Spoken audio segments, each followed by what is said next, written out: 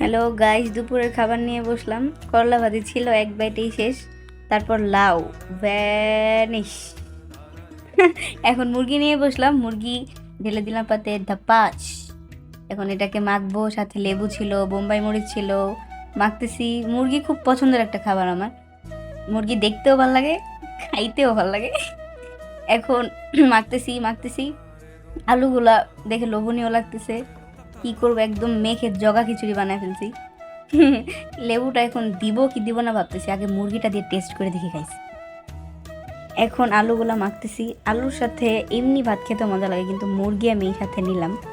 মুরগিটা খুব পছন্দের খাবার আমার। লেবু চিপে দিলাম, বোম্বাই মরিচ নিলাম না, অনেক বকা খাই আম্মুর কাছে বোম্বাই মরিচের জন্য। খুব ঝাল হয়েছে আজকে তরকারিটা, তাই নিলাম না, একটু পরে টেস্ট করব। এখন খেলাম, অনেক মজা হয়েছে। একটু বোম্বাই মরিচ নিয়ে দেখি, হ্যাঁ ঝাল। একটু আলু খাই, আলু আলু লেবু দিলাম একটু। গাইজ অনেক ঝাল, অনেক মজা হয়েছে আজকের খাবারটা। আম্মুকে অনেক অনেক অনেক ধন্যবাদ। অনেক দিন পরে এত মজার একটা খাবার খেতে পারলাম। মুরগিটা একটু নিলাম, বোম্বাই মরিচ আর একটু নিয়ে গাইজ খাইতেছি খাইতেছি। একটু ওয়েট, আমি একটু খেয়ে আসি গাইজ। ওয়েট ওয়েট ওয়েট, শেষ।